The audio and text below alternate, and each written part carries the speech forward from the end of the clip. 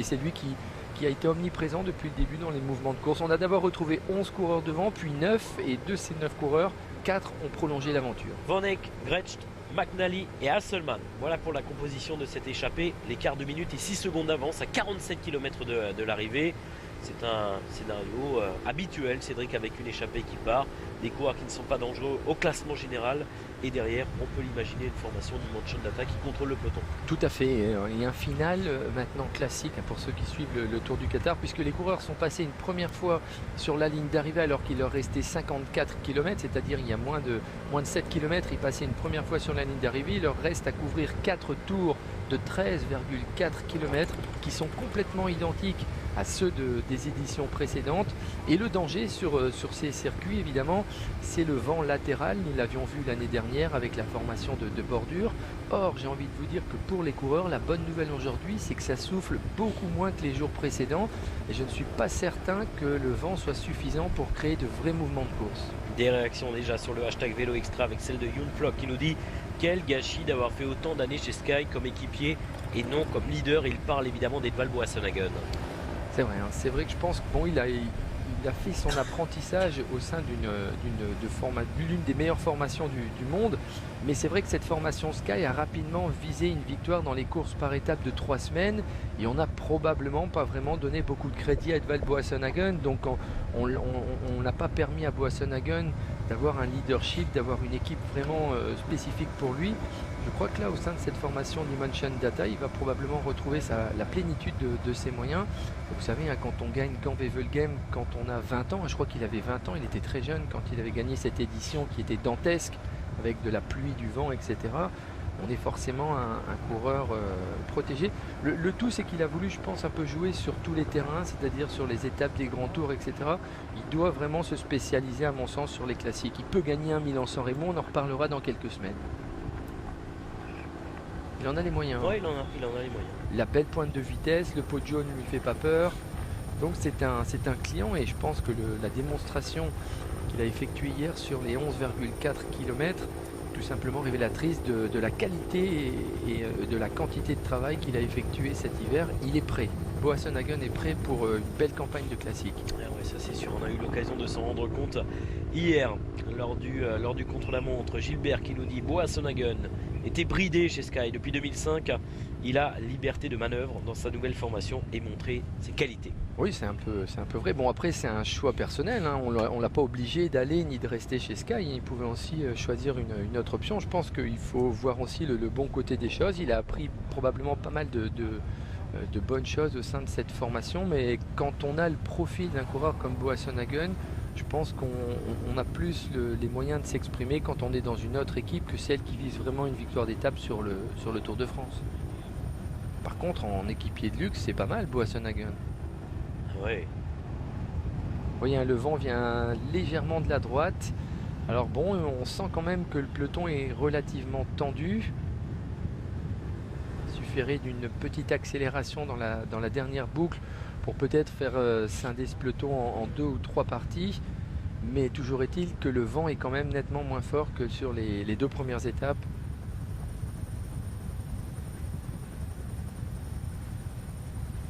On rappelle, hein, l'année dernière, c'était Alexander Kristoff qui remportait cette étape. C'était sa 3e victoire d'étape sur les routes du Tour du Qatar l'année dernière.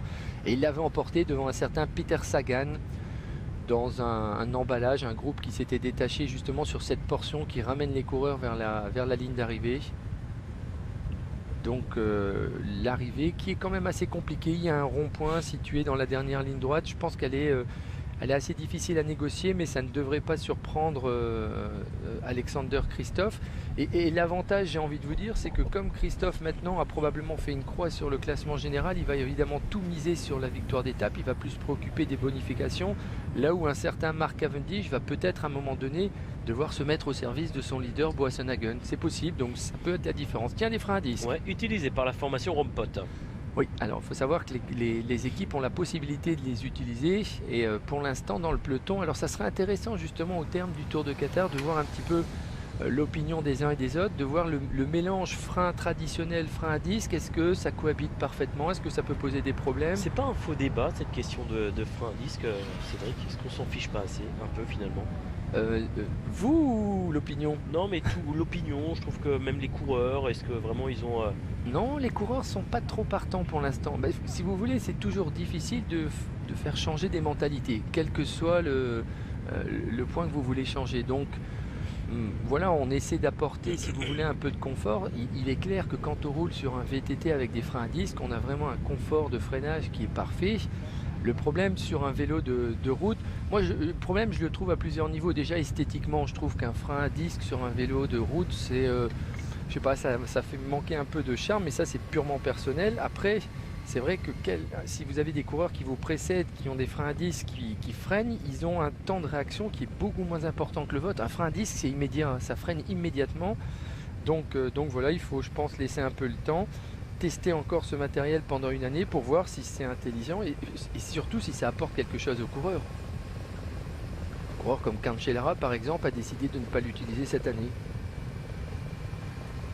Il a déclaré c'est pas après 15 ans de cyclisme que je vais commencer à changer de matériel, j'ai pris mes habitudes avec mon vélo, je vais pas commencer à prendre des risques sur les classiques avec un freinage et c'est vrai que sur des routes comme celle-là c'est pas très grave. Dans les descentes de col, dans les descentes de mont sur le Tour des Flandres, ça peut avoir son importance. Non, c'est sûr. Un mauvais freinage peut parfois vous amener à la chute. On est bien d'accord, l'écart diminue. On a perdu 20 secondes à l'avant de la course avec ce peloton emmené par l'équipe d'Imotion Data. Oui, vous le voyez, hein, le vent est légèrement défavorable en venant de la partie droite de la route. Donc c'est la raison pour laquelle les coureurs s'organisent de cette façon. Le coureur en deuxième position passe sur la gauche de celui qui mène. Et puis on essaie de profiter du sillage de celui qui vous précède pour se protéger un peu et surtout s'économiser.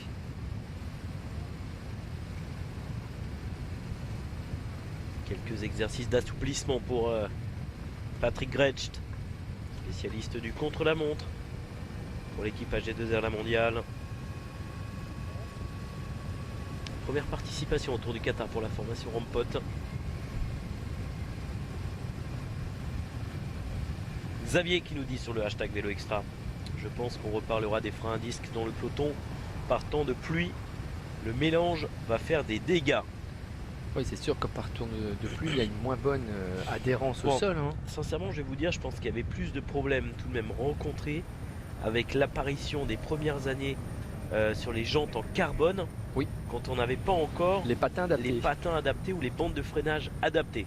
Ah oui, ça c'est sûr que du coup ça prend pas. Hein. Vous avez beau appuyer comme vous voulez sur les poignées de frein, ça prend pas du tout. Et là c'est compliqué, c'est vrai. C'est vrai. Bon, je pense qu'après, quand on a des conditions de météo pluvieuses, donc avec une chaussée humide et potentiellement glissante, ce qui est quand même encore plus important, c'est le gonflage. Hein, le gonflage des pneumatiques, la pression qu'on met dans les pneumatiques, la qualité de la gomme du pneumatique. Et c'est vrai qu'avec une gomme qui n'est pas forcément adapté et surtout un surgonflage, là quel que soit le mode de freinage que vous avez, vous pouvez parfois glisser, c'est certain. Très bonne Van Eyck, champion de Belgique, c'est pas la première fois qu'il est présent à l'avant de la course dans une échappée. Non, et puis cette équipe n'a pas vraiment non plus un sprinter capable de jouer les premiers rôles dans le final, donc c'est aussi logique qu'au briefing le matin on demande à ses coureurs d'essayer d'animer la course et de faire partie des échappées. Vous vous souvenez? Ah, je m'en souviens très bien. Madinat El Chamal.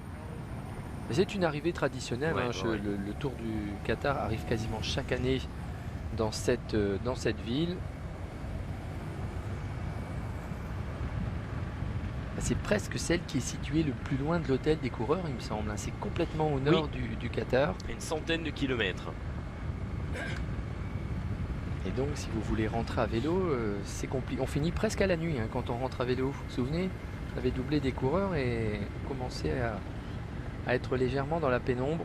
Je pense que ce soir, certains coureurs iront peut-être rallonger, même si l'étape, attention, elle est longue. Hein. Elle était longue et annoncée de 189 km. Donc celui qui va rentrer ce soir de Madinat El Chamal à l'hôtel en vélo aura 280 km dans les jambes. Pas mal, hein? Bonne préparation pour les classiques. Pour Milan-San Remo, c'est parfait. Ouais. Alors on va passer, ils vont passer sur la ligne d'arrivée. Il leur restera 3 tours. Voilà. Voilà, vous voyez, hein, je vous parlais de ce final un peu compliqué. Bon, c'est pas vraiment compliqué, mais quand ça roule vraiment vite, ce petit rond-point peut poser un petit souci. Si vous êtes en 10-15e position, parfois après, c'est difficile de revenir. Alors, il y a moins de vent que l'année dernière sur cette dernière ligne droite, parce que le positionnement, évidemment, est très important. Mais le fait de pouvoir passer comme ça 4 fois sur la ligne d'arrivée, ça permet aussi aux équipiers de prendre leur marque, de savoir s'il faut occuper la partie droite ou la partie gauche de la route. Et à signaler, c'est important qu'il y a tout juste un an, c'est Alexander Kristoff qui s'était imposé sur cette étape entre Al Zubarafort et Madinat Al Shamal. Il y avait moins de kilomètres, 153 km seulement il y a un an. Et Kristoff avait devancé Peter Sagan. Et Nikias Arndt, Tom Bonnen avait terminé à la 4e position. Et on voit que le vent vient légèrement de la partie donc gauche de l'écran et à droite. Vous voyez, hein, il y a un petit éventail qui est formé par les 4 coureurs, mais vraiment ce vent est plutôt insignifiant. Donc à la limite, pour gagner cette étape, il faudra sprinter sur la partie gauche de la route, hein, donc longer complètement les barrières pour justement faire en sorte que ceux qui vous suivent ne sont pas abrités. Si vous sprintez sur la partie droite de la route, tous ceux qui se trouvent dans votre sillage bénéficient un petit peu d'une certaine forme d'abri. Donc ça va sprinter sur la gauche pour la gagne.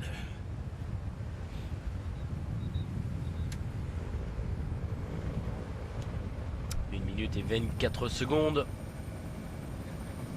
Voilà, ce rond-point où les coureurs prennent à gauche et retrouvent un vent plutôt à dominante, cette fois favorable.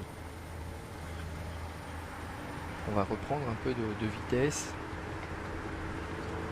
Ravitaillement.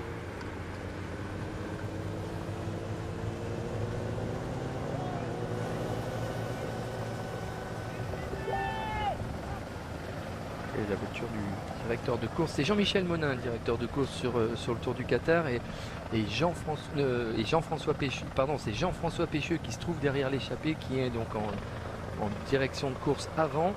Et Jean-Michel Monin qui est derrière le peloton. Le peloton qui va passer sur la ligne d'arrivée.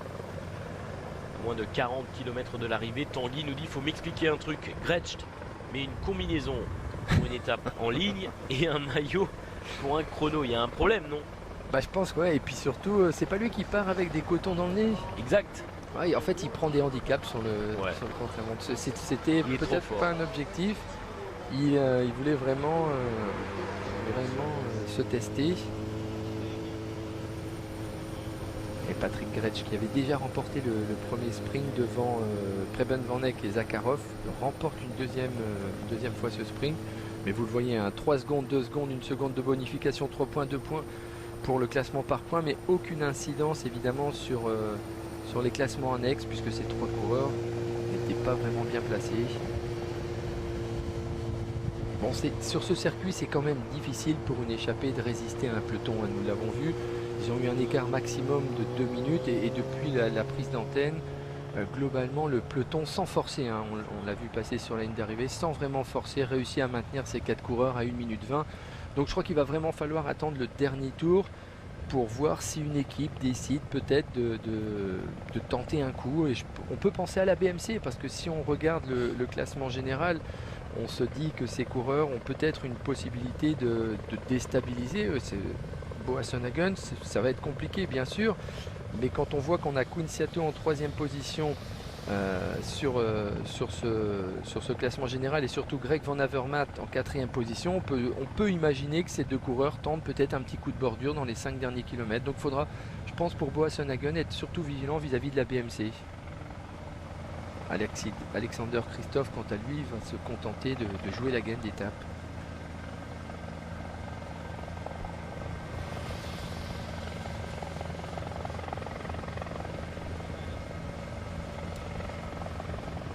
Voilà, on s'écarte. 37 km 900, 1 minute et 22 secondes. On va pas se le cacher. C'est surtout notamment les derniers kilomètres et le sprint, hein, qui va nous emballer. Oui, parce qu'en fait, c'est vrai que ce circuit, de la manière dont il est tracé, est un circuit vraiment intéressant quand il y a beaucoup de vent. Quand il y a un vent qui souffle à 30, 40, 50 km/h, là effectivement il y a un mouvement de panique dans ce peloton. Ça peut péter à tout moment. Là, dans les conditions actuelles, c'est vrai que c'est plutôt un genre de défilé auquel nous assistons, c'est-à-dire les 4 coureurs qui se relaient parfaitement, qui essaient de maintenir leur minute d'avance sur le peloton, mais surtout un peloton qui panique pas du tout parce qu'il n'y a pas péril en la demeure. Et puis il n'y a presque pas de risque de cassure à ce moment de la course, il reste encore 37 km. Donc là on est vraiment dans du foncier, j'ai envie de dire. On travaille le foncier pour beaucoup de coureurs.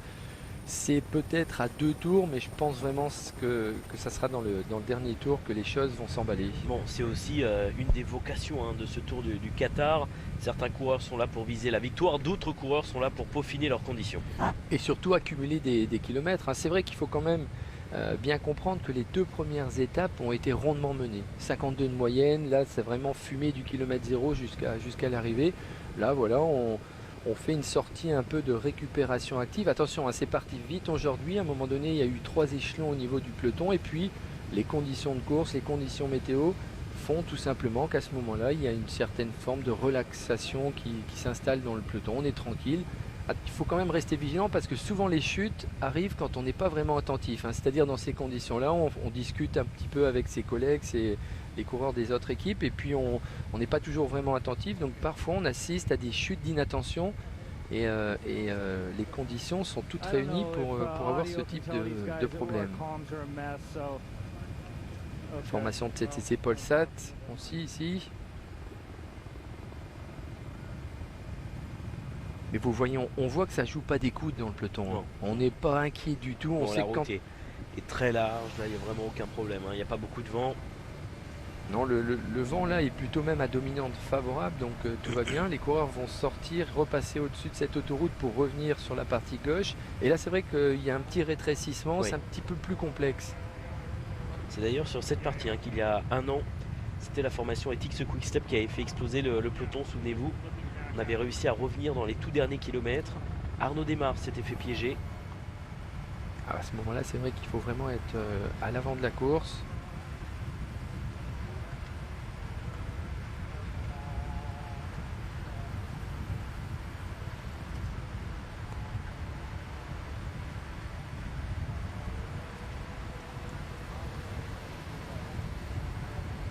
Et on retrouve le leader, Edvald Boasson-Hagen. Bien entouré. Il n'a jamais remporté le Tour du Qatar, ce serait une première pour lui.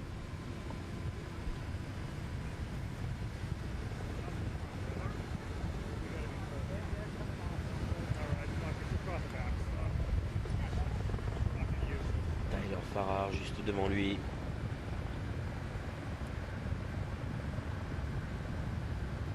Toujours important pour une équipe et un nouveau partenaire, notamment puisque Dimel Shonata fait ses débuts dans le sponsoring, de briller, de remporter des courses. On pense également à Direct Energy qui sur l'étoile de Bessèges a fait mouche dès le début. Et puis auparavant il y avait eu le Tour du Gabon, me semble-t-il. Oui, avec Adrien Petit, oui. Qui a remporté plusieurs étapes, il me semble 2 plus le général. Et on est parti sur de bonnes bases pour ces formations, c'est bien.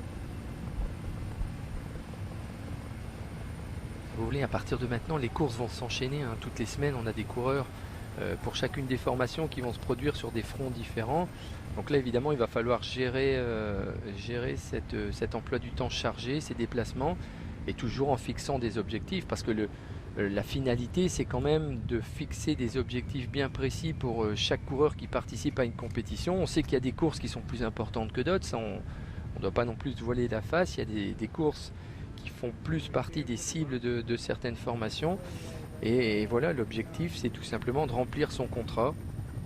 Quand on coche une course bien précise, si on veut gagner, je ne sais pas moi, par exemple, le Tour de Murcie ou Paris-Nice, par exemple, là, on met vraiment les moyens pour le faire. Et puis après, effectivement, on participe à certaines autres courses, mais avec des objectifs plus moyens. Vous voyez, ça, c'est un petit passage qui est compliqué. Bon, c'est pas le Trobreléon, c'est pas non plus Paris-Roubaix. C'est pas Paris-Roubaix. Mais en cas de fort vent latéral, ça peut être une portion, évidemment, qui fait exploser tout le peloton.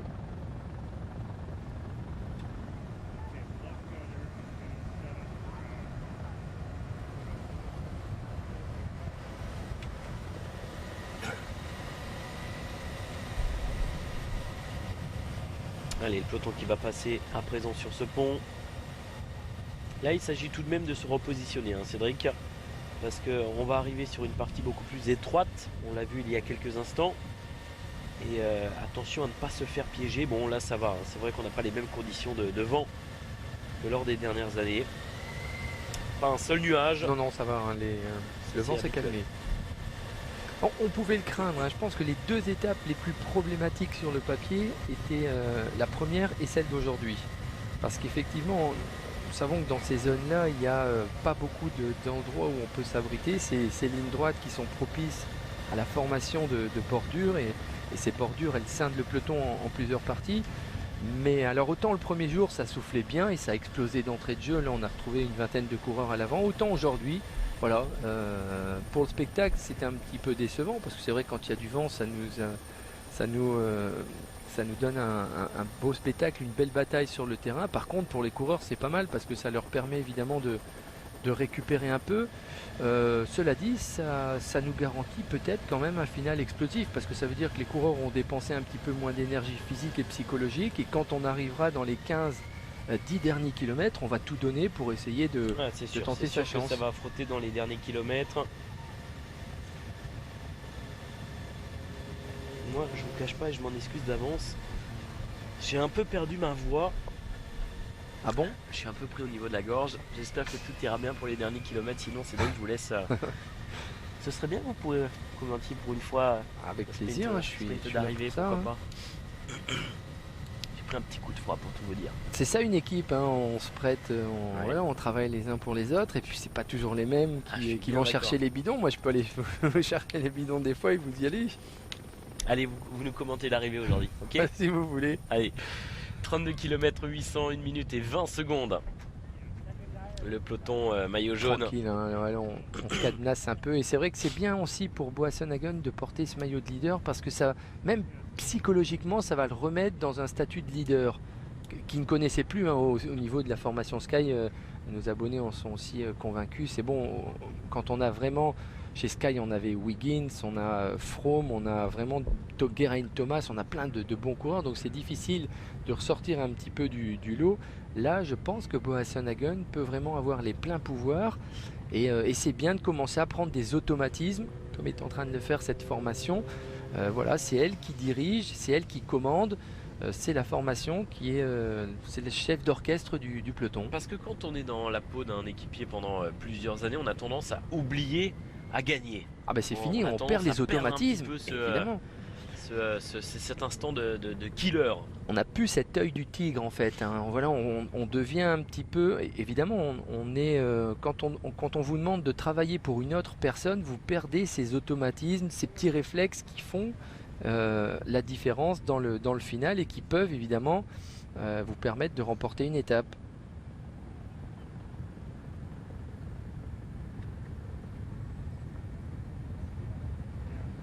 Et c'est valable aussi en sens inverse, hein, c'est-à-dire qu'un coureur qui en général joue tout le temps la gagne, c'est pas vraiment comment il faut se comporter pour protéger. Voilà, chacun est vraiment dans son domaine. Il y a des coureurs qui sont parfaits en tant qu'équipiers, complètement perdus quand on leur met la responsabilité pour aller gagner une étape. Par contre, certains autres, évidemment, hein, quand il s'agit de protéger un équipier tout au long de la journée, ils ne sont pas vraiment habitués ou ils n'ont pas forcément ses capacités physiques. Allez, on va faire une première respiration sur cette quatrième étape du Tour du Qatar, 31 km 700 de l'arrivée. Ils sont 4 à l'avant de la course, avec notamment Patrick Grecht, avec le champion de Belgique, Preben van Eyck. Preben van Eyck, oui. Présent également à l'avant de la course. Un coureur de la formation Rompot, coureur de la formation Vanti Gobert. On va vous donner bien sûr l'identité, mais un mot d'abord, Cédric, sur ces deux formations qui ont vocation bien sûr à se glisser dans les échappées. Hein. Oui, ces formations ont été invitées sur le Tour du Qatar. Donc l'objectif pour chacune de ces formations, qui ne sont pas World Tour, hein, il faut le rappeler, un seul Patrick Grecht de la formation AG2R La Mondiale appartient à une équipe World Tour. Donc toutes les autres équipes sont intéressées par le fait d'animer une étape, en sachant évidemment que la victoire va être compliquée aujourd'hui. Vous le voyez, on arrive presque autour de la minute. Donc ça devient tout simplement compliqué. Ces coureurs-là sont avant tout présents à l'avant pour travailler, pour montrer le maillot, parce que c'est important pour les sponsors. Et puis après, tout le reste, c'est du bonus. Ouais, c'est Jesper Hasselmann pour la formation Rompot et également pour l'équipe Avanti Groupe Gobert. Il s'agit de Mark McNally. On se retrouve dans quelques instants. N'hésitez pas à réagir sur le hashtag Vélo Extra. Tout de suite. Qatar à moins de 30 km de l'arrivée, désormais avec 4 coureurs à l'avant de la course. Je rappelle l'identité des coureurs présents à l'avant. Mark McNally pour l'équipe Vanti Group Gobert. Présent également Jesper Hasselmann pour la formation Rompot. Patrick Grecht pour l'équipe AG2R La Mondiale. Et en fait Preben Van Eyck, le champion de Belgique pour l'équipe Top Sport Vlaanderen Baloise. L'écart se stabilise autour de la minute. Et le peloton, toujours emmené bien sûr par l'équipe Dimension Data de Edvald Boasson-Hagen.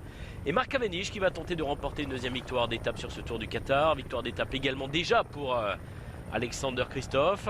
Nul doute que nous verrons dans les derniers kilomètres la formation Dimension Data travailler pour son sprinter, l'équipe Katusha également, puisqu'on ne se fait plus beaucoup d'illusions concernant la victoire au classement général pour la formation Katusha.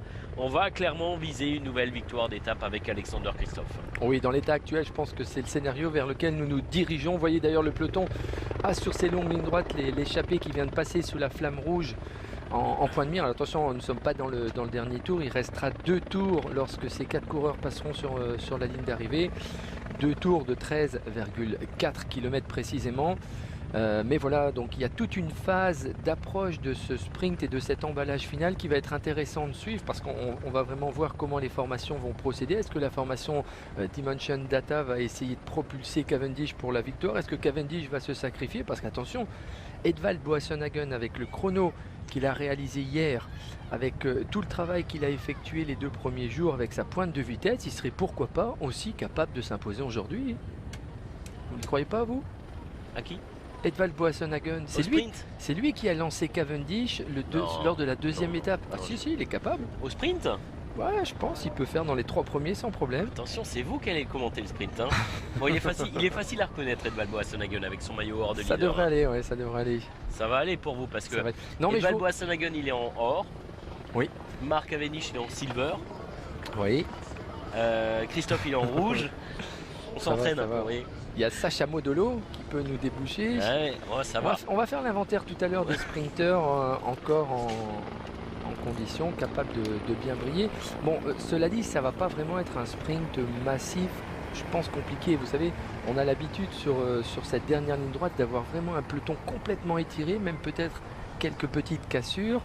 Et donc, on risque d'avoir à mon avis, un final similaire à ce que l'on a connu sur la deuxième étape, c'est-à-dire des équipiers qui font un travail fantastique pour étirer ce peloton, pour le faire casser en plusieurs morceaux, et peut-être 3-4 coureurs simplement capables de venir chercher la victoire ici sur la ligne d'arrivée. Allez, on est relativement loin de l'arrivée, 26 km, il ne se passe pas grand chose, vous l'avez compris. On va vous faire une petite surprise si vous aimez le cyclisme sur Beansport.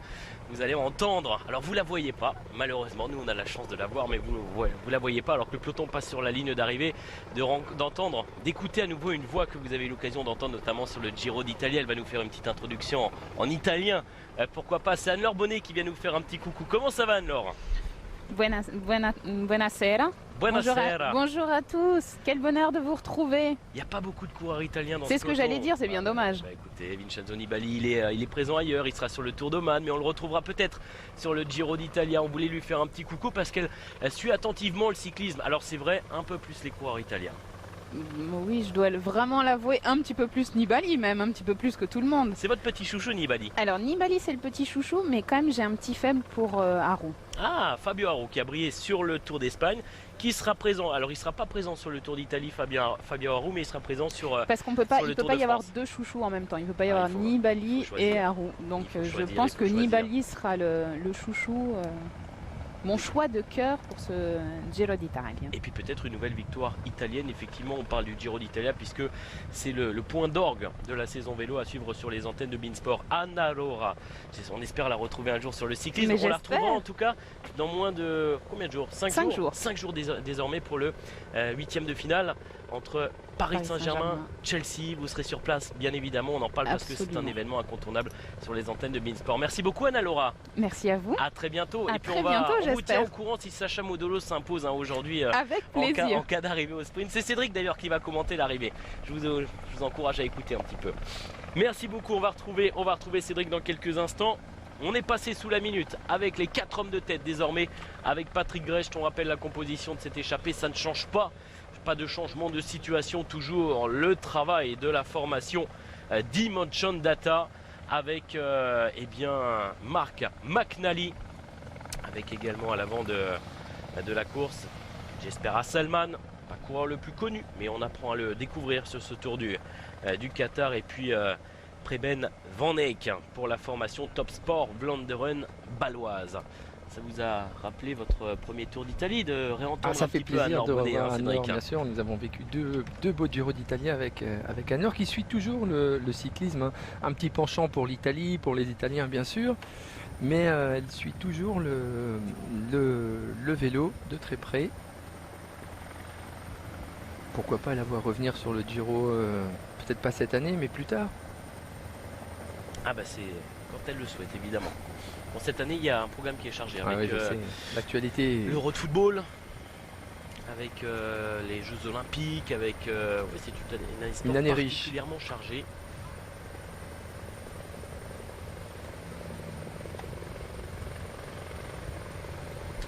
Ah, vous êtes plusieurs à nous demander le retour d'Anne-Laure Bonnet sur le hashtag Vélo Extra, sur le Giro d'Italia. Allez-y, ça va peut-être la convaincre.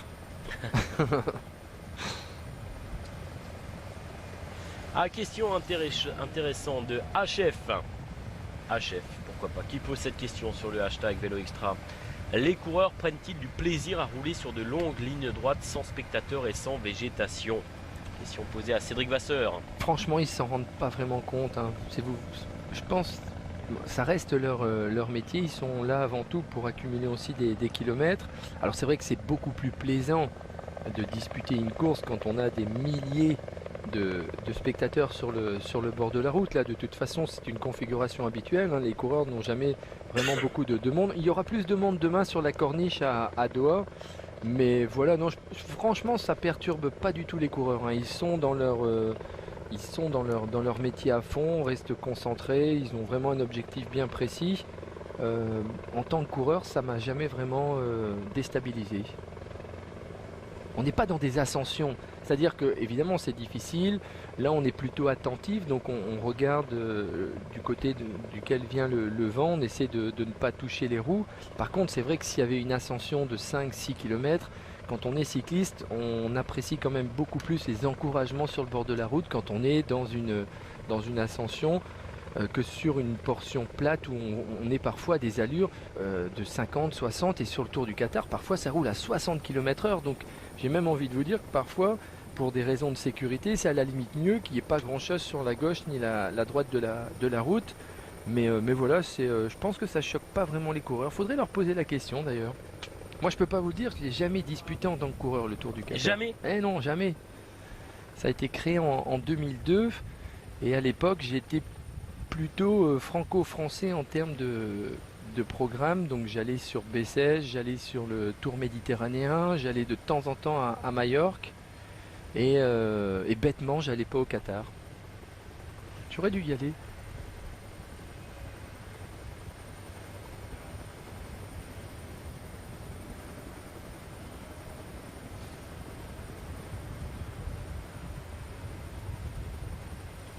Alors vous parliez de victoire, hein. C'est vrai qu'il y a encore quelques équipes qui n'ont pas réussi à remporter de courses cette année, et je pense notamment aux équipes World Tour. Je parlais tout à l'heure de Sacha Modolo et je pense que ça ferait un bien fou à la formation Lampre-Mérinos si Sacha Modolo venait à remporter cette étape. Donc probablement que cette formation Lampre va essayer de tout faire pour bien emmener son Sacha Modolo, qui est pas mal, hein. Modolo marche pas mal, il lui manque ce petit plus qui peut faire de lui un vainqueur d'étape. Le carnet de route est ouvert pour Katusha avec Christophe, il l'est avec la formation Dimension Data et doublement avec la victoire de Boasson Haguenière et celle de Cavendish sur la première étape. Bon, pour la formation FDJ, elle n'est pas présente. Et AG2R la mondiale, mais ça va être compliqué. On n'a pas vraiment de sprinter capable de rivaliser ici. Moi, je pense que la formation Lamprey peut logiquement essayer d'envisager une victoire. Pas vous dire que ça serait une surprise de voir Modolo battre un Cavendish ou bien un Christophe, mais c'est dans le domaine du possible. Allez, Preben Van Eyck qui relance. L'écart a légèrement augmenté. Je vous rappelle l'information principale du jour. C'est Cédric Vasseur qui va vous commenter le sprint d'arrivée. Ça vous fait plaisir de dire ça. Ah, je vous mets un peu la pression. Ouais. Moi, je la connais bien cette arrivée. Hein. Ah oui, ouais, ouais. Vous avez été sur place. Je sais qu'il faut être placé au rond-point. Ouais, après, voilà, après, bon.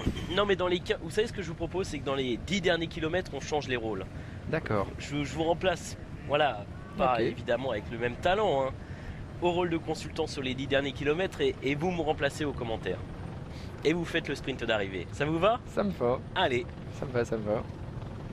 Patrick Recht en première position. Preben Van Eyck. Moins de 20 km hein, désormais. Oui, les coureurs remontent cette longue ligne droite qui va les amener à la flamme rouge pour passer une avant-dernière fois sur la ligne d'arrivée. Et c'est probablement sur cette portion, vous voyez, qui n'est pas très étroite. Le revêtement n'est pas non plus de très bonne qualité. Un d'hélicoptère, c'est difficile à apprécier, mais sur place, bon, c'est pas non plus, c'est pas une vraie autoroute. Et c'est sur cette petite portion où si le peloton décide d'accélérer à 55-60 km/h, on peut voir pourquoi pas des cassures, des coureurs qui vont un peu sur le bas de côté. Vous voyez, hein, dès qu'on sort, dès qu'on s'écarte de la route, ça devient problématique. Donc pourquoi pas voir une vingtaine de coureurs se dégager et venir se disputer la victoire finale.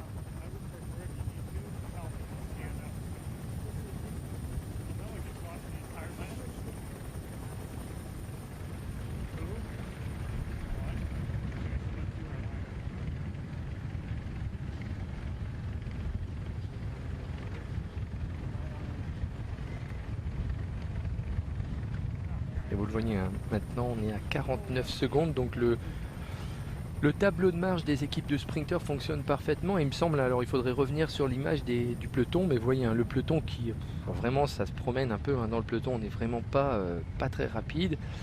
Simplement le peloton temporise et il doit être sous la conduite des équipiers de Boasson-Hagen. Ça aurait un peu été une journée de repos pour les coureurs aujourd'hui. Hein. Ouais, ça aurait été assez tranquille, on va pas se le cacher. Moi, je le dis de façon ironique, hein, parce qu'ils auront quand même parcouru 189 km, mais c'est vrai qu'avec l'intensité d'effort qui règne actuellement sur cette étape, on ne peut pas dire que ça aurait été l'étape la plus difficile physiquement. Non. Loin de là. Hein. C'est même peut-être l'étape la plus facile depuis le début. Absolument. Ce qui doit arranger bon nombre de coureurs, si on veut rallonger, on termine pas trop entamé. Et on peut facile rajouter 60, 50 km au compteur pour préparer les classiques. Tout à fait, d'autant plus que les coureurs, s'ils rentrent à vélo sur Doha, ça se situe au sud, vont pouvoir bénéficier d'un vent favorable. Donc 80 km avec un vent favorable, c'est parfait.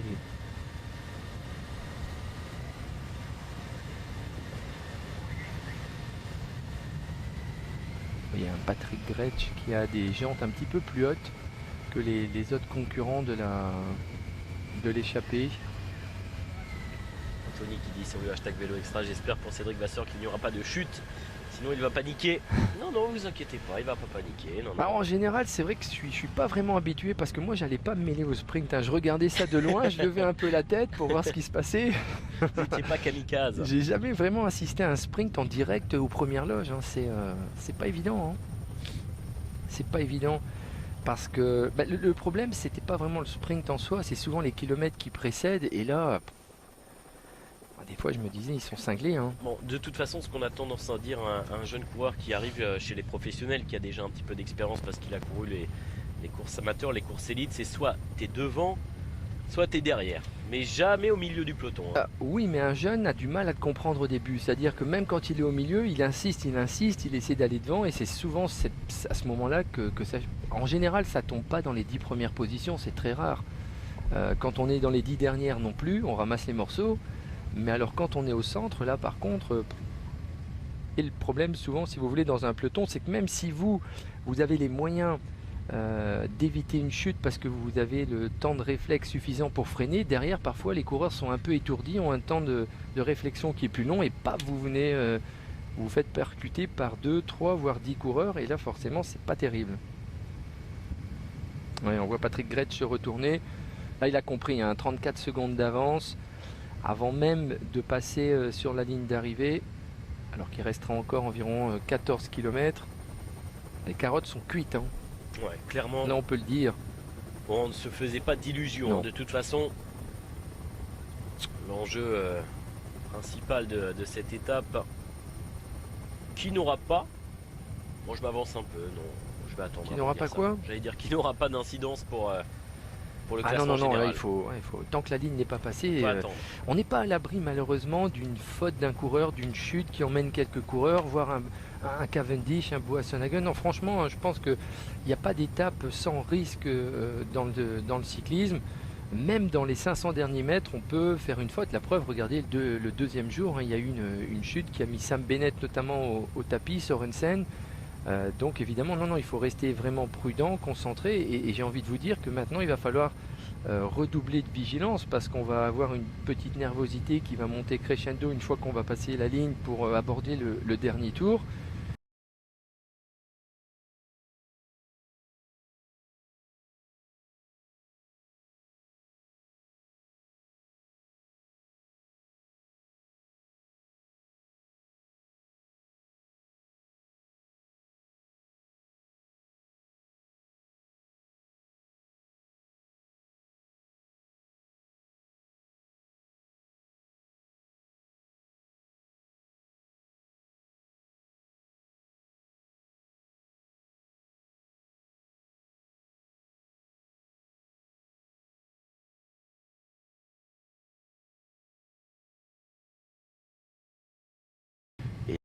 Et là, évidemment, ça va plus être la même histoire.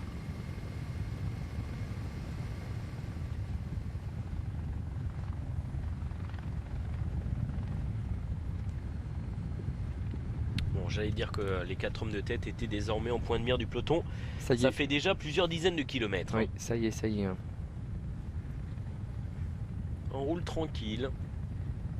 D'autant que contrairement aux années précédentes, depuis 2016, on a le droit d'utiliser les oreillettes, hein, ce qui n'était pas le cas puisque on n'était pas sur une épreuve World Tour. Exactement, hein. L'UCI a permis aux équipes maintenant d'utiliser les liaisons radio. Donc, bon, alors je ne sais pas si ça a vraiment une influence sur ce genre d'étape, hein. Vous le voyez, les lignes droites sont suffisamment longues pour permettre au peloton de pouvoir juger de l'écart qui les sépare de l'échappée. Donc on n'a pas vraiment besoin du directeur sportif. Je vois pas d'ailleurs ce que ça peut apporter de plus, quoi. Une oreillette? Non mais pourquoi on est revenu aux oreillettes, c'est vrai, sur ce type d'épreuve? C'est quoi l'argument? Non mais le risque réel... sortez pas l'argument sécuritaire quand même.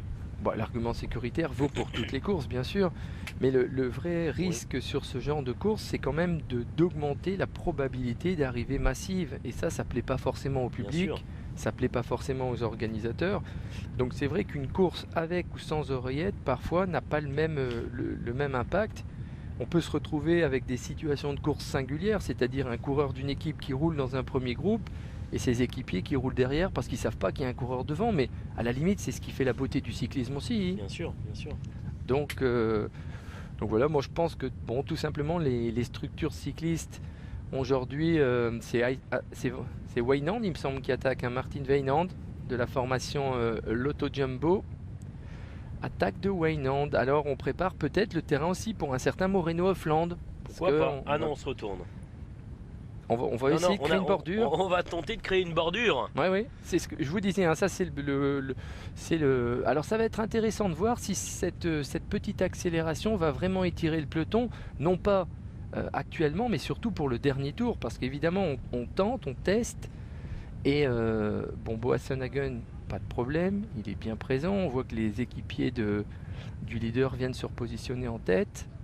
Voilà, on occupe la moitié de la route, et on essaie de créer une bordure. Donc au prochain passage, attention à cet endroit, il faudra vraiment être dans les 10 premières positions. Bon, c'était déjà là. Oh, une chute avec un coureur de la formation Stolting qui là est au sol. Ouais. Il s'agit de Dias. Omirzakov, un des rares Kazakhs qui ne court pas pour Astana. Oui, problème au bras ou à la clavicule, hein. Il n'avait pas non plus de gants, vous voyez, hein. Quand on roule sur des routes comme ça, il faut quand même mettre des gants pour protéger un peu les poignets. Ah non, c'est Thomas Kopp plutôt, rectificatif.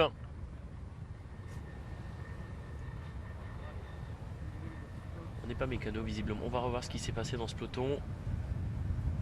Ouais, il est tombé à droite, ouais, hein. Je sais pas ce qu'il a fait, ouais. Il est parti tout seul au sol, en tout cas il a entraîné personne avec lui dans cette chute. Mais voilà, tout simplement, vous voyez, hein, la nervosité, il a fallu combien? 15 secondes d'accélération pour que des coureurs aillent au tapis. Et c'est la raison pour laquelle maintenant, dans ces 15 derniers kilomètres, il va falloir rester extrêmement vigilant et surtout bien entouré, hein. Quand je parle d'être bien entouré, je pense aux coureurs qui jouent une place au classement général. Je pense à ceux qui visent une victoire d'étape, aux sprinteurs, à Mark Cavendish, à Sam Bennett, à Guardini, à Modolo, à Palini. Moreno en Flandre, on l'a vu, a déjà demandé à son équipe de rouler. On a aussi un certain Roy Jans qui a fait une belle petite place récemment. Et regardez, hein, c'est toujours cette formation Lotto Jumbo qui mais ça fait mal, hein. Regardez, il y a quelques petites cassures dans ce peloton, même s'il n'y a pas énormément de vent, visiblement on peut faire casser ce peloton avec un dernier tour. Encore un tour à couvrir. Ouais, on a une première bordure qui s'est formée là, Cédric. On va surtout essayer de regarder les coureurs qui se sont fait piéger. J'ai l'impression que parmi ceux bien placés au général, on ne doit pas être dans la deuxième bordure.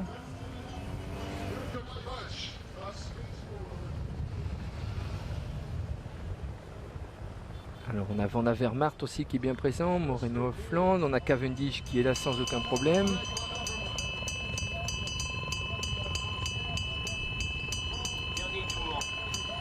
Dernier tour, la cloche, avec des coureurs intercalés entre les pelotons. Allez, on va faire une dernière respiration. Et c'est Cédric qui va prendre la barre pour les 10 derniers kilomètres. Ah, le dernier kilomètre, attention. Le dernier kilomètre uniquement ? Pas les 10 derniers. Bon, ok, très bien, le dernier kilomètre. Ça va être monotone sans vous, les 10 derniers kilomètres. Non. Allez, on fait une courte respiration, on se retrouve juste derrière, bien sûr. Restez parce que là, ça commence à s'emballer un petit peu. On va assister à un beau sprint, tout de même à une belle bataille pour la victoire d'étape. À tout de suite. Ça s'anime grandement avec l'accélération des coureurs de la formation Lotto Jumbo. Ah oui, absolument. Là, on a vraiment une phase de course qui a complètement changé avec Sorensen ici qui porte le maillot blanc. On a des coureurs sous l'impulsion tout simplement des équipiers de Moreno Flandre. On aperçoit Greg Van Avermaet aussi dans ce groupe. Là, on a un premier groupe qui est en train d'exploser complètement. Boasson Hagen sans aucun problème, vous voyez, est ici en 3e position. Mais j'ai l'impression qu'il est plus accompagné de beaucoup d'équipiers. Edvald Boasson Hagen, regardez, il est seul. Et intelligemment, il vient se positionner en première place pour ne pas être dans le vent. Ah si, il y a un coureur de la formation. Ouais, mais il faudrait voir où se trouve Mark Cavendish. Hein. Je ne l'ai pas vu, hein. J'ai pas vu Cavendish pour l'instant aux avant-postes. On a Quinciato qui est bien présent. Alexander Kristoff qui est là en 2e position, qui va passer son relais. C'est lui, hein. C'est lui qui est là en première position, Alexander Kristoff. Aucun problème pour lui. Oui, toujours Sorensen pour la... J'ai pas aperçu Cavendish. Non, pour l'instant, on ne voit pas. On ne voit pas Mark Cavendish. Ouais. Et on est une trentaine de coureurs. Regardez comme c'est dur là. Et là on retrouve le coureur de la formation Stolting qui a été victime qui est touché au bras. Ouais, au Thomas bras, au poignet. Ouais, ça va se terminer pour lui, hein. Il vaut mieux dans ces cas-là aller immédiatement voir l'infirmerie parce que là il est quand même bien touché. Michael Scher en première position, 8 km 900. Si, il est là, Cavendish. Il est là, il est dans le vent. Ouais, il est là, mais regardez, Boasson Hagen doit se débrouiller seul face à 4 BMC, face à 3-4 Katusha, face à 4 coureurs. Mais il est facile. Hein. Ah, il se promène, regardez, ouais, il mais est tranquille dans imaginez une crevaison. Ah oui, bah oui. Donc on est quand même toujours mieux d'être entouré et vraiment un gros travail collectif de la formation Lotto Jumbo. Nous l'avons vu, hein, c'est cette formation qui a accéléré. Et une seule accélération aura suffi pour créer cette cassure. Donc maintenant, on a vraiment un scénario type que l'on retrouve sur des classiques flandriennes où il faut absolument remonter, rester protégé parce que les coureurs qui restent dans les dernières positions sont évidemment un petit peu plus en danger. Et là, on se bagarre autour de la 15e, 20e position. On aperçoit Mark Cavendish. Ah, crevaison pour Boasson Hagen. Justement, on en parlait. Ah là là, il faut immédiatement changer. Et je pense que c'est Cavendish qui va lui donner... Non, c'est pas Cavendish. Non, c'est Tyler Farrar qui vient de s'arrêter. Alors là, attention. Crevaison de la roue avant. Et là, ça change complètement la donne. Notamment pour pour Edvald Boasson Hagen. Et surtout, je vous le disais, il manque évidemment de coureurs. Oh là là, il va perdre des secondes importantes. Ça va être compliqué pour Boasson Hagen. Là, c'était pas Tyler Farrar qui s'est arrêté pour lui redonner sa roue, mais c'est reparti. Il aura 2 coureurs avec lui. Mark Renshaw, c'est Mark Renshaw et Tyler Farrar, me semble-t-il. Tyler Farrar, c'est sûr, c'est lui là, en première position. Et là, immédiatement, non, on s'arrête une deuxième fois. Oh, c'est pas bon, c'est très mauvais. Changement de vélo. Non, mais là, il perd quasiment une trentaine de secondes sur un coup comme ça. Hein. Ah bah c'est clair, c'est le maillot qui s'envole. Mais bon, faut pas s'affoler au sein de la formation Dimension Data parce qu'on a toujours à l'avant de la course Mark Cavendish qui devient du coup leader virtuel de ce Tour du Qatar. Ouais, il a un vélo beaucoup trop petit. Trop petit, bon il est costaud, hein, Edvald Boasson Hagen, il va essayer de rivaliser, mais je pense pas malheureusement qu'à l'avant on diminue l'allure. Il faudrait voir avec un petit écart GPS, il peut bénéficier de 4 coéquipiers ici pour l'aider. Ouais, ça sert à rien de s'énerver là, ça sert à rien, c'est Mark Renshaw, hein, Mark Renshaw qui est en train d'essayer. Alors ce qu'il faudrait dans un premier temps, c'est rentrer sur le groupe de devant. Ah mais ça va être difficile, hein. Comment, regardez, il est tout petit, tout bas sur son vélo. C'est dommage. Et regardez la formation BMC qui, elle, ne va pas ralentir évidemment. Elle va même intensifier l'allure dans ce groupe. Le Tour du Qatar est en train peut-être de basculer là. Oui, Mark Cavendish qui est bien présent dans ce groupe, qui peut récupérer le maillot or de leader. On continue de tourner dans cette portion. On ne s'est pas fait piéger pour Cavendish. Sacha Modolo est présent. Sam Bennett est présent pour l'équipe Bora-Argon. On a également Van Avermaet, Alexander Kristoff, Moreno Flandre pour la Lotto Jumbo. Et on annonce 36 secondes. 36 secondes de retard pour Edvald Boasson Hagen. 36 secondes, alors effectivement, vous le disiez tout à l'heure au classement général, et il faut se repencher immédiatement dessus, c'est virtuellement maintenant Mark Cavendish qui possède le leadership puisqu'il était à 26 secondes d'Edvald Boasson Hagen. Heureusement que Mark Cavendish faisait partie de ce groupe. Maintenant, il ne faudrait pas qu'il arrive un problème à Mark Cavendish, et nous le voyons, hein, sont essentiellement la formation BMC de Manuel Quinziato et Greg Van Avermaet qui travaillent. Du côté de la formation Katusha, on met simplement un coureur pour rouler. On a Daniel Hoss qui est présent, Quinziato, Greg Van Avermaet, Michael Schär, on a Sam Bennett à l'arrière. Et encore une fois, on a une grosse présence de la formation BMC.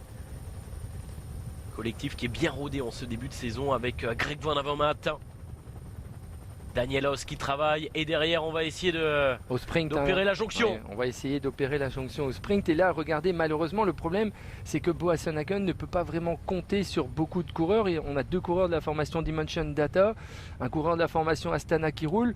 Pour l'instant toujours 33 secondes d'annoncer. Est-ce qu'on peut revenir selon vous, Cédric, en 5 km 500? Est-ce que c'est jouable pour Edvald Boasson Hagen? Bon, on l'a vu qu'il a une force de cheval, hein. Oui. Alors pourquoi pas revenir à 15-20 secondes, mais c'est difficile sur un vélo qui n'est pas à sa taille, hein. C'est difficile. Je crois que l'objectif maintenant pour Boasson Hagen, c'est tout simplement de limiter la casse. Parce que pour la formation Dimension Data, n'oublions pas quand même que Mark Cavendish est à la 2e place au classement général, et que virtuellement, pour le team Dimension Data, c'est pas une catastrophe, c'est un problème pour Boasson Hagen, bien sûr. Regardez, on voit l'écart, l'écart, hein, actuellement 35 secondes, ça se stabilise. Ça monte, on était à 33, 34, 35, et regardez maintenant. Et on repart, on en remet une couche du côté de la formation Lotto Jumbo. Coup de force aujourd'hui de l'équipe néerlandaise.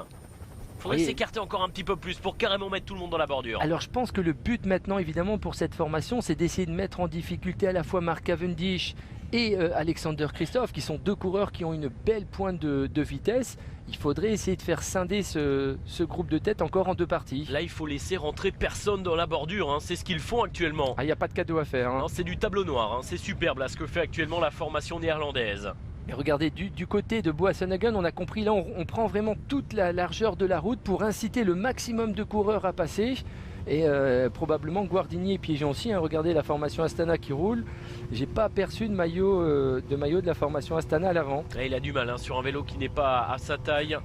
On n'a pas les mêmes sensations, on toxine plus rapidement. Ah ouais, là les quadriceps sont sollicités un peu plus, hein. On a l'impression qu'il fait du squat dans une salle. Daniel Hoss qui a été absorbé par le groupe Boasson Hagen.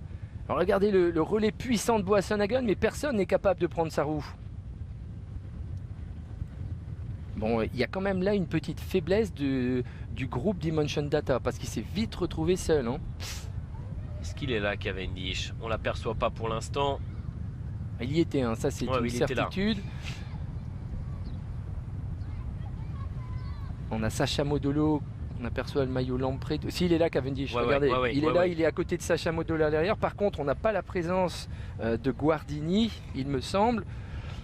Donc, en ce qui concerne les sprinteurs, pour l'instant, visiblement, numéro 1, je dirais Cavendish, numéro 2, Christophe, numéro 3, Modolo.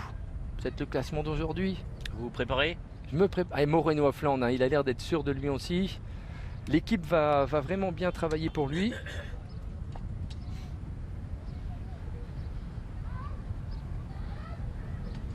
Ah, super, bon, ce final tout de même avec un... Il va falloir bien sûr regarder le chrono.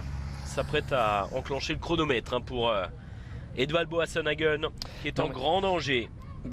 Qui est surtout en danger de perdre son maillot, parce qu'imaginez que Mark Cavendish vienne à l'emporter, il empocherait encore 10 secondes supplémentaires. Ça relance complètement ce Tour du Qatar. Ça le met en position de leader. Donc Mark Cavendish a tout intérêt à essayer de jouer la gagne aujourd'hui. Il y avait 26 secondes, hein, 26 secondes. Oui, 26 très exactement sur Mark Cavendish au classement général. Pour l'instant, il peut potentiellement sauver son maillot. 45 sur Alexander Christophe. Ce qui signifie que si Christophe s'impose, si on reste à 31 secondes, il conserve son maillot hors de leader. Ouais, l'idéal pour Edvald Boasson-Hagen, ça serait, oui, effectivement, de voir ce scénario. Voilà, Guardini qui a été piégé. Bon, après, le problème, c'est que quand on se retrouve dans un groupe comme celui-là, on est souvent avec des coureurs qui sont un peu plus faibles physiquement que ceux qui se trouvent dans le premier groupe. Donc ça roule un peu moins vite. Mais regardez, on arrive quand même à maintenir l'écart aux alentours de 30-35 secondes globalement. Ça ne bouge plus. C'est un coup à choper une tendinite, là, ce que nous fait actuellement Edvald Boasson-Hagen. Ça va aller, hein. Il aura fait 10 km sur un petit vélo. Et là, vous voyez, hein, on est rentré dans les 3 derniers kilomètres. On commence déjà la phase de sprint. On aperçoit Andersen pour la formation de Giant Alpecin. Allez, on a une vingtaine de coureurs. Ce qui peut favoriser Edvald Boasson-Hagen, c'est qu'on va assister sur le dernier kilomètre, 1,5 km peut-être. On va un peu temporiser, on va essayer de se replacer. Je pense pas. Non, ça va pas ralentir. Je pense pas. Je crois qu'on va vraiment regarder la formation. Katusha est déjà en train de se mettre en position pour bien amener Alexander Christophe. Le sprint va être lancé de très loin. Et ça, évidemment, ça risque de faire perdre encore quelques secondes. On pourrait même finir à 40 secondes, hein. Attention. Hein. Allez, l'équipe United Healthcare, on aperçoit notamment Edvald Boasson-Hagen qui se bat sur sa machine. On vient avec coureur, notamment c'est Mark Renshaw, me semble-t-il, qui vient rouler à son tour pour essayer d'emmener Edvald Boasson-Hagen. C'est difficile. Hein. Il n'est pas sur son vélo, il a déjà fait des efforts, il toxine un peu. Hier, il a fait un chrono exceptionnel. C'est dommage ce qui s'est passé sur les routes. Et regardez la puissance dégagée par la formation Katusha qui est en train d'étirer ce groupe de tête. Alors il faudrait que la Mark Cavendish vienne dans la roue, hein, d'Alexander Christophe. C'est Van Avermaet, hein, pour l'instant, qui est bien placé dans la roue d'Alexander Christophe. Voilà, Cavendish essaie de remonter dans les cailloux. Attention de ne pas sortir de la route.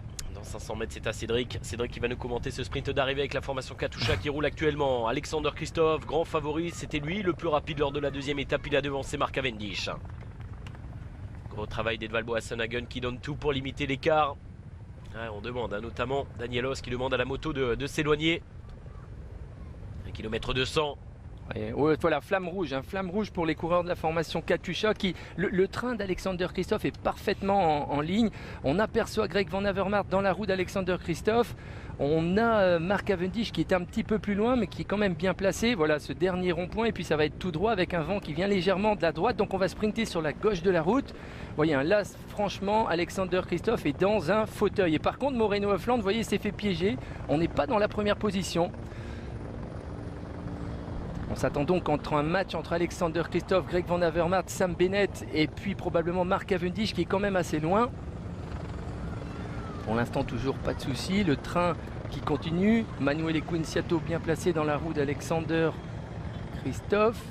Avec Cavendish qui va essayer de faire l'extérieur dans le vent et Christophe qui passe à l'intérieur sans aucun problème. Ça va être difficile, ça va être compliqué d'aller chercher Alexander Christophe. Seul Greg Van Avermaet est dans la roue mais il n'a pas la puissance. C'est Christophe qui va s'imposer une nouvelle fois aujourd'hui sur cette ligne d'arrivée avec un travail phénoménal de la formation Katusha.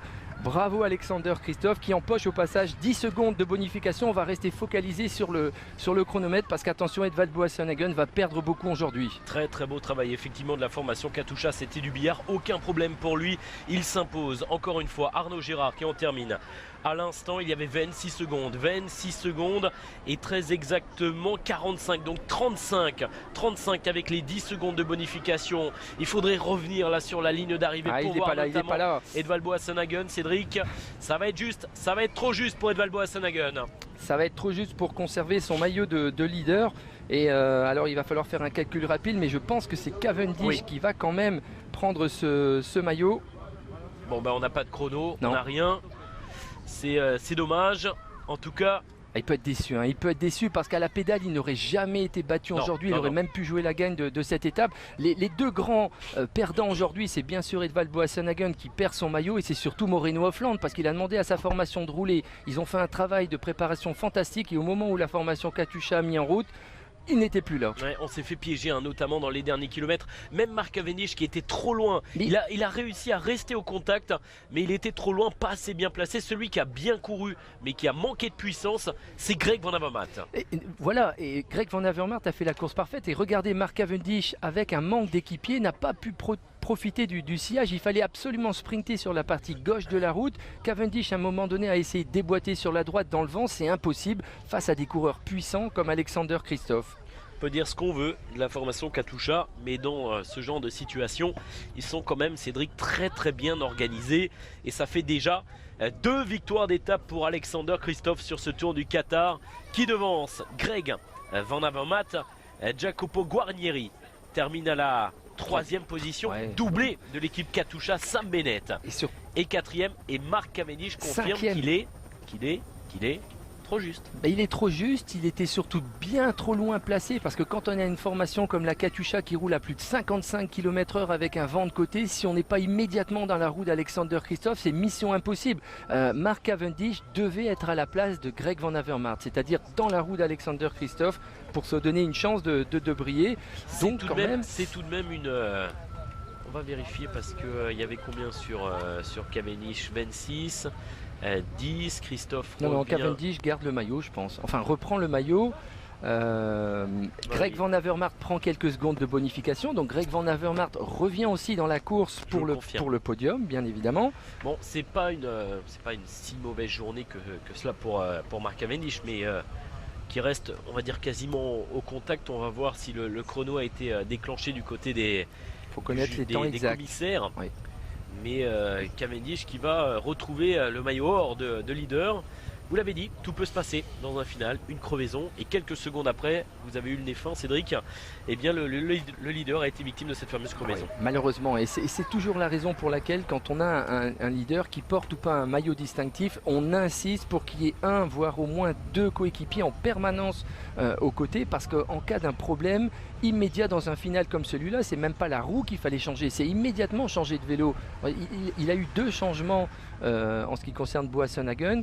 Nous revoyons ici le sprint où on voit bien sûr un Mark Cavendish qui est beaucoup trop loin, et puis surtout Guarnieri qui fait un travail fantastique pour Kristoff qui n'a qu'à conclure, hein. Voilà, il est comme un footballeur qui a le ballon devant le but sans gardien. C'est beau, Cédric, pour une première.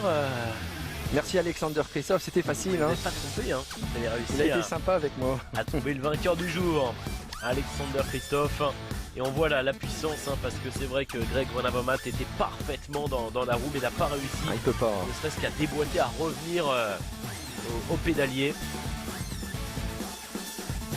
Voilà, Alexander Kristoff, attention à le dire sur Milan-San Remo, je vais déjà vous le dire. Et vous découvrez le nouveau classement général. Regardez, 2 secondes. Mais alors, c'est vrai que ça va être dur pour Van Avermaet parce que Cavendish, c'est pas n'importe qui en cas de sprint. Quand on est 2 secondes derrière, on se dit sur le chrono, est-ce que j'aurais pu aller les chercher ces 2 secondes sur Cavendish? Dans le chrono, il aurait pu faire un meilleur chrono, mais c'est intéressant parce que regardez, avec 2, 6, 9 secondes, on se retrouve avec un classement resserré, mais c'est vrai que le grand perdant du jour, faut bien le dire, c'est Edvald Boasson Hagen, qui à mon sens aurait mérité de gagner ce Tour du Qatar parce qu'il était, voilà, une crevaison, on a voulu autrement. problème c'est que demain on se retrouve avec une dernière étape avec l'arrivée sur la corniche qui n'est pas propice aux bordures, Cédric.